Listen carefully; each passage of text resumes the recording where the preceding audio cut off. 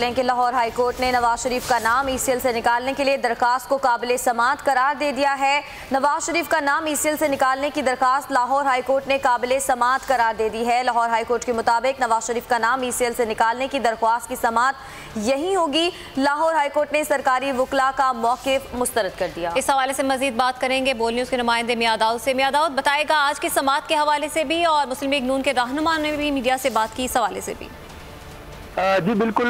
Lahore high court ने ये हुक्म जारी किया है कि नवाज शरीफ का नाम गैर मशरूत तौर पर ECL से निकालने के खिलाफ दरख्वास्त की समाअत जो है वो लाहौर हाई कोर्ट ही करेगी, क्योंकि ये लाहौर हाई कोर्ट का दायरा इख्तियार है। इस्लामाबाद हाई कोर्ट के दायरा इख्तियार के हवाले से जो मौक़िफ़ इख्तियार किया जा रहा था वफाकी हुकूमत के वकला की तरफ से, वो अदालत ने मुस्तरद कर दिया है और अब 3 पर मुश्तमिल तहरीरी हुक्म जो है वो लाहौर हाई कोर्ट ने जारी किया है, जिसके तहत ये हुक्म जारी किया गया है कि नवाज शरीफ का नाम गैर मशरूत तौर पर ECL से निकालने का फैसला की दरख्वास्त पर समाअत जो है वो लाहौर हाई कोर्ट ही करेगी। अदालत ने पहले इस दरख्वास्त को समाअत के लिए 18 नवंबर के लिए मुलतवी किया था, लेकिन कमरा अदालत में नवाज शरीफ के वकला की तरफ से इस्तदा करने की बुनियाद पर तारीख जो है वो चेंज की गई है और अब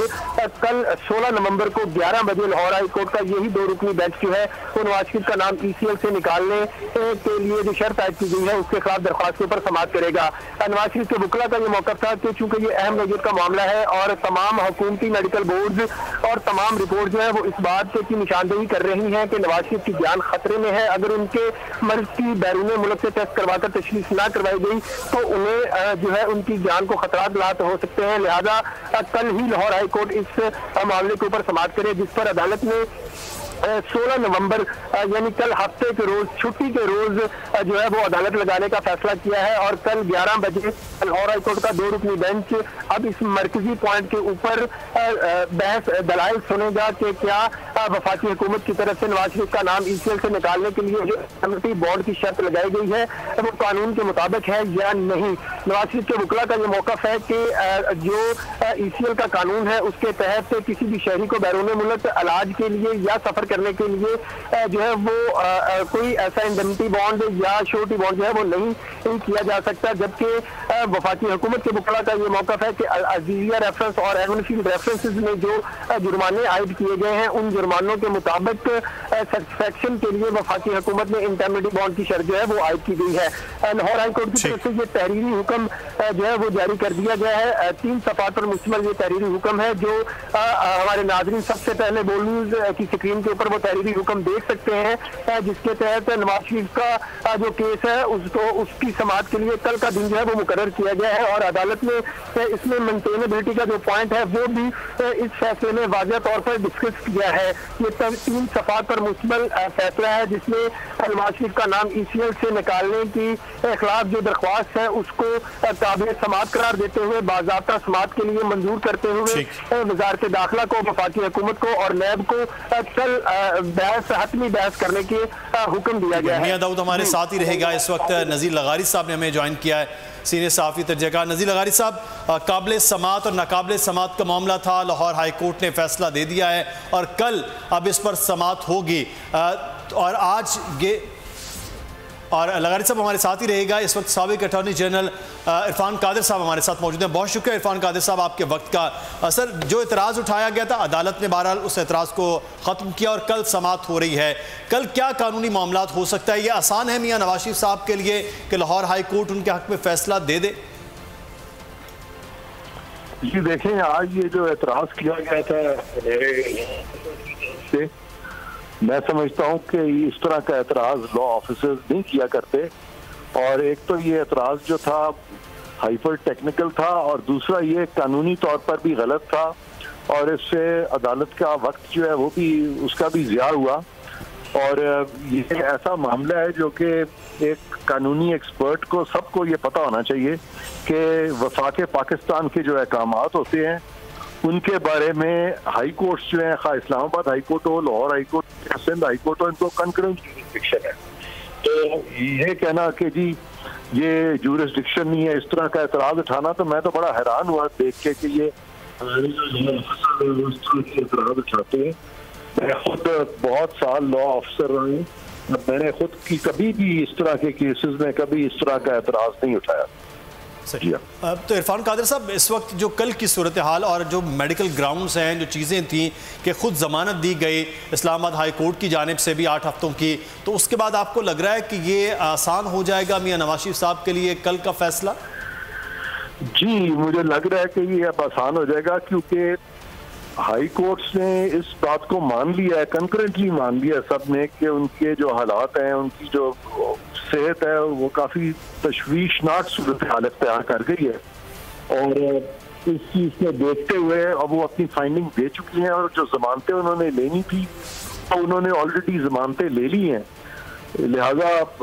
अब ये जो मजीद इन्होंने एक इंडेमनिटी बॉन्ड का जिक्र कर दिया, इसकी कतन कोई ज़रूरत नहीं थी। और मेरा ख्याल है कि मुझे उम्मीद है कि हाई कोर्ट भी इसको गैर ज़रूरी ही करार देगा, क्योंकि अगर हुकूमत को, सरकार को अगर एक इख्तियार है भी, तो उस इख्तियार को जायज़ तरीके से आपने इस्तेमाल करना है। उस इख्तियार को आपने इंसाफ के तकाजे पूरे करते हुए इस्तेमाल करना है, ना कि आपने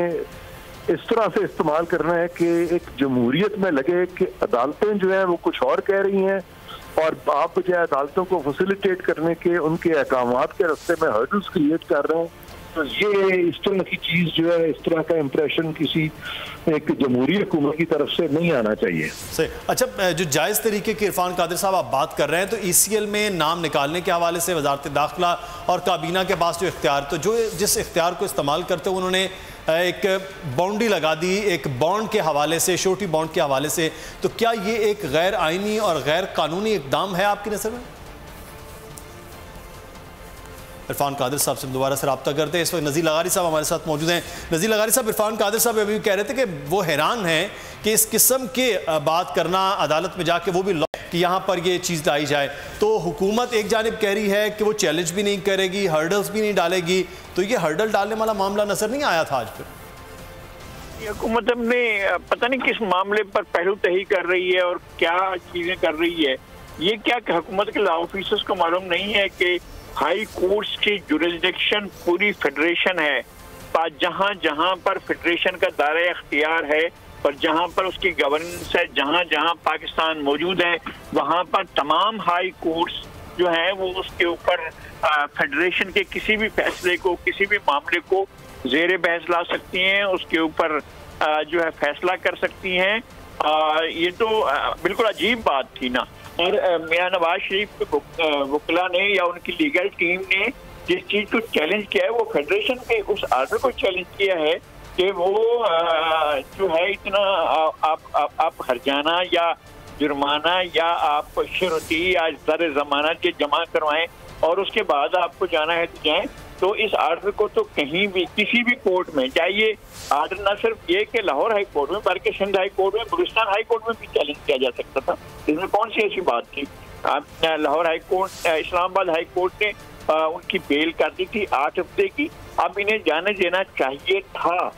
अब ये उन्होंने मजीद एक तो ये कि करना है, इन्होंने बिला आखिर ये इनको भेजना है। और अगर कोर्ट कहे, कोर्ट ने तो कह चुकी है कोर्ट के भाई बेल 8 हफ्ते के लिए बेल दे दीजिए, यही कोर्ट कह चुकी है कि जनाब ये अंदरूनी मुल्क जाए या बैरूनी मुल्क जाए, खुद यही कोर्ट कह चुकी है। तो अब अगर ये कोर्ट एडमिट कर रही है तो पहली बात ये कि इस कोर्ट के एडमिट होने को कैसे चैलेंज किया जा सकता था? इसलिए कि कोई भी सुपीरियर जुडिशरी फेडरेशन के अंदर मौजूद हर मामले को वो ज़ेरे बहस ला सकती है। फेडरल गवर्नमेंट की तरफ से, फेडरल एग्जीक्यूटिव की तरफ से जो भी आर्डर हो तो उसको अगर चैलेंज किया जाएगा तो तमाम हाई कोर्ट जो है वो उससे समाप्त होगा और वहाँ पर चैलेंज किया जा सकता है। आपको याद होगा कि बलूचिस्तान में हुकूमत अकबर मुफ्ती साहब की जो है वो तोड़ी गई थी, तो उसको चैलेंज किया गया था सिंध हाई कोर्ट में, जहाँ सिंध हाई कोर्ट ने फैसला दिया था कि जनाब अकबर मुफ्ती की हुकूमत डाल के ये कौन सी बात है। इस तरह के तो माजी के बेशुमार नज़ायर मौजूद है और ज़फरुल्लाह जमाली को वज़ारत आला छोड़नी पड़ी थी। यहाँ सिंध हाई कोर्ट का आर्डर था, यहाँ भी आ कहा जाता है कि जनाब इसको जाकर वहाँ चैलेंज करें, आप बलूचिस्तान का मामला है। फेडरल गवर्नमेंट ने एक एक्शन लिया, कहीं भी लिया है, उसके खिलाफ किसी भी हाई कोर्ट में जाएंगे तो वो उसके सुनने का समाज का अख्तियार भी रखती है और उसका फैसला करने का अख्तियार रखती है। सियासी तनाजुर में अगर बात की जाए नज़ीर लगारी साहब, तो अब जो पहले एक प्रेशर था हुकूमत पर मियां नवाज शरीफ के बाहर जाने के हवाले से, वो अब कम अज़ कम पाकिस्तान तहरीक इंसाफ उस प्रेशर से या जो वफाकी हुकूमत है वो उस प्रेशर से अब निकल आएगी। बल्कि अब ये प्रेशर होगा कि ये रोड़े अटका रही है। अब बात ये है कि वो इसका प्रेशर नहीं था। अगर कोर्ट की ताबीर और तशरीह नहीं कर सकते, अगर आप कोर्ट जुरिसडिक्शन के बारे में भी आपको अंदाजा नहीं है तो बिल्कुल अजीब ही बात हुई। आपको तो उस वक्त थी जब कोर्ट ने ये दिया था, तो फिर आपने जो इससे श्योरिटी मांगी है उसकी कानून में कोई हैसियत नहीं है। तो ये तो पूछा जाएगा ना जनाब, आप किस कानून के तहत ये मांग रहे हैं, पहली बात यही हो।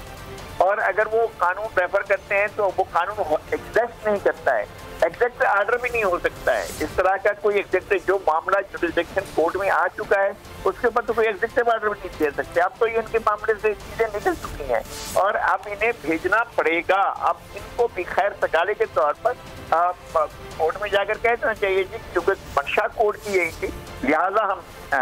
भेज रहे हैं इनको और हमें हमारी तरफ से अब इनका नाम नहीं है इसकी स्केल पर। सही। अच्छा, नज़ीर लगारी साहब हमारे साथ रहिएगा। मियां दाऊद हमारे नुमाइंदे इस वक्त हमारे साथ मौजूद है। लाहौर हाई कोर्ट से आज के केस के हवाले से हमें आगाह किया जा रहा था। मियां दाऊद, जब कल की समाअत के हवाले से नवाज शरीफ साहब के वकला ने यह बात की है तो उस वक्त वफाकी हुकूमत के वकला ने कोई इतराज़ तो नहीं उठाया था? जी नहीं, जब नवाज शरीफ के वकला ने इस बात की सदा की कि कल ही इस केस को समाअत के लिए मंजूर कर लिया जाए और कल ही इसकी बहस कर ली जाए, इसको सोमवार के रोज तक ना टला जाए, क्योंकि नवाज शरीफ